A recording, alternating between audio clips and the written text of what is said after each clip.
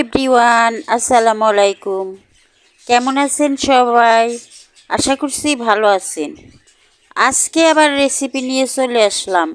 আজকে আমার রেসিপিটি হলো ডাটা দিয়ে ছোটো চিংড়ি মাছের তরকারি। আশা করছি রেসিপিটি আপনাদের ভালো লাগবে।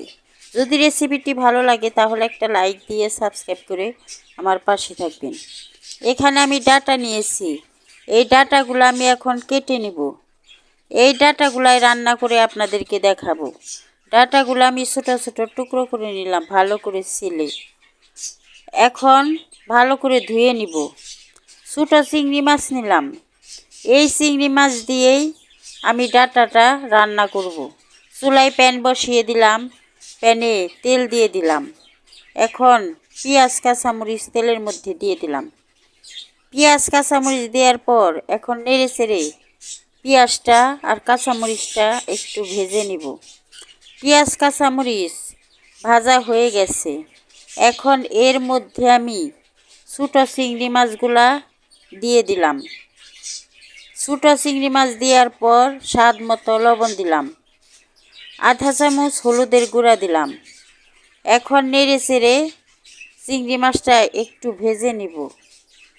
চিংড়ি মাছটা ভাজার পরে এর মধ্যে আমি পানি দিয়ে দিলাম, যাতে চিংড়ি মাছটা পুড়ে না যায়।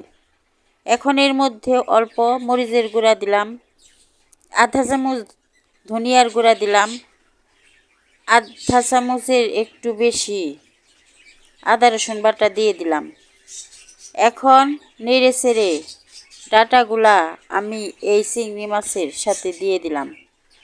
এখন চিংড়ি মাছের সাথে দেওয়ার পর ডাটাগুলা আমি নেড়ে চেড়ে এর মধ্যে অল্প পানি দিয়ে ঢাকনা দিয়ে ঢেকে ডাটাটা আমি কষিয়ে নিব। অল্প পরিমাণ পানি দিয়ে দিলাম, ঢাকনা দিয়ে ঢেকে দিলাম। এখন 2-3 মিনিট রান্না করার পর ঢাকনা তুলে তরকারিটা আমি নেড়ে দিলাম। আবারও ঢাকনা দিয়ে ঢেকে দিব 4-5 মিনিটের জন্য। 4-5 মিনিটের জন্য ঢেকে দিলাম। 4-5 মিনিট পরে ঢাকনা তুলে দেখি পানিটা একদম শুকিয়ে গেছে, ডাটাটাও কষানো হয়ে গেছে, ডাটাটা সেদ্ধ হয়ে গেছে। এখন পরিমাণ মতো পানি দিয়ে দিলাম ঝোলের জন্য। এখন আবারও ঢাকনা দিয়ে ঢেকে দিলাম 3-4 মিনিটের জন্য। 3-4 মিনিট পরে ঢাকনা তুলে তরকারিটা আমি নেড়ে দিলাম। তরকারিটা নেড়ে দেওয়ার পর আবারও ঢেকে দেব 2-3 মিনিটের জন্য। 2-3 মিনিটের পরে আবারও ঢাকনা তুলে তরকারিটা আমি নেড়ে দিলাম। এখন এর মধ্যে আমি ধনিয়া পাতা দিয়ে দিলাম। ধনিয়া পাতা দেওয়ার পর আমি 2-3 মিনিট আবারও রান্না করব। যেহেতু ধনিয়া পাতা দিলাম ওই কারণে আরেকটু রান্না করতে হবে। আবারও ঢাকনা দিয়ে ঢেকে 2-3 মিনিটের জন্য তরকারিটা রান্না করলাম।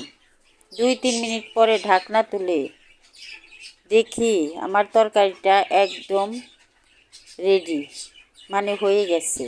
এখন আমি তরকারিটাকে চুলার থেকে নামিয়ে নিলাম।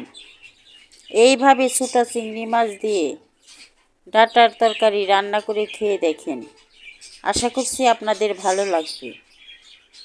যদি আমার রেসিপিটি আপনাদের ভালো লাগে তাহলে একটা লাইক দিয়ে সাবস্ক্রাইব করে আমার পাশে থাকবেন। ধন্যবাদ সবাইকে।